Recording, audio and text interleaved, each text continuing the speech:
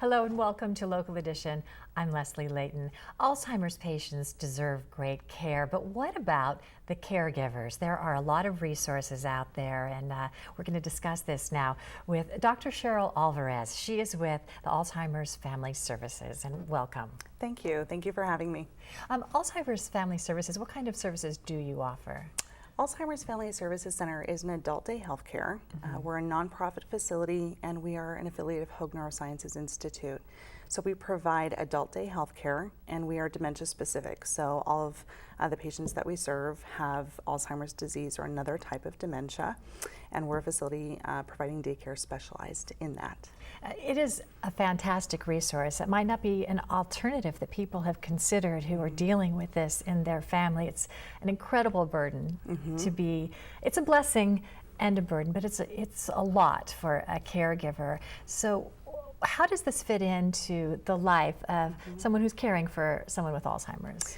Yes, being a caregiver for a patient with memory loss or a loved one with memory loss is a very difficult and very challenging job at times. And so adult day healthcare is a wonderful resource to utilize to assist the caregiver, but it's also wonderful for the patient. They receive socialization, they receive physical therapy and occupational therapy and medical oversight, and even some other services there that can keep the caregiver from going to appointments and ending up in an emergency room. So there's so many wonderful things there for the patient to receive. A lot of time as a caregiver, you think the only good care is the kind where you are with them at home 24/7. So let's talk more about the benefits to the patient. The relief from isolation and the benefit of socialization. Yes, and I really understand why caregivers feel that way, that they feel like it's their responsibility and their duty to take care of their loved one. But the reality is that it's much better for their loved one to be around a group of people or with others, at least during the day, so that they have an opportunity to socialize, they have an opportunity to be engaged in activities and to use their mind. It's such, I mean, the research tells us very, very clearly that socialization is the most profound thing that you can do. So while it's great to have a caregiver who's invested and really taking good care of them, this is a resource that's so important both for the loved one and for the caregiver. No one can be everything.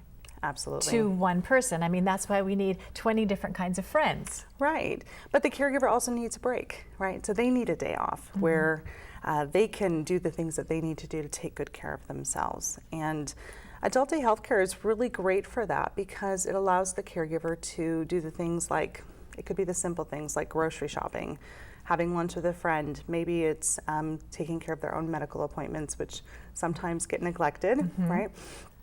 And at the end of the day, they want their loved one to be with them longer. So utilizing adult day healthcare and then having their loved one come home at night and be with them, oftentimes we see that can help keep their loved one at home longer and with the family. Yeah, because sometimes the caregiver doesn't mind giving care. Sure. It's just that the rest of your life starts to fall apart. Right. And there can be a considerable expense related to taking care of someone with Alzheimer's, personally, emotionally, and economically. Absolutely, absolutely. And so this is a really good and affordable resource to get some help, to put another resource in place so that they can be a caregiver longer. Well, let's talk about how this works practically, okay? I'm a working mom, say, and I have a child at home that I need to get to school, and I have mom at home who needs special attention. I have a job I have to tend to, and I want to have a life. So describe how this resource fits into that. So Leslie, what you're talking about is the sandwich generation, right? So it's individuals who have a parent that they're caring for, perhaps with memory loss, and then they also have children at home. And they're working, so they're very busy, and it's a very stressful thing to keep up over a long period of time. So, and we have many families like this. I'm thinking of one right now. We have a family, her name is, we'll say Jenny, and Jenny is caring for her mom who has Alzheimer's disease. And she also has a daughter at home who has some special needs. And so she brings her mother to our center for the day, where her mom gets to see her friends, has lunch, plays bingo and does all different types of activities. And then Jenny can pick her up in the evening and bring her home, and she spends the rest of the time with the family. So during that time, then she's able to care for her daughter and or work or do the other things that she needs to do. And able to feel better about giving care to her mom once her mom is home. Yes. There's another resource available, I know, about transportation. So Yes. you can even have your loved one picked up at your home and Yes. taken to the center. Tell us about Absolutely. In Orange County. So our facility is located in Huntington Beach, and we do have transportation available. So as a caregiver, your loved one literally gets picked up at the door and transported to the facility and brought home, door-to-door service.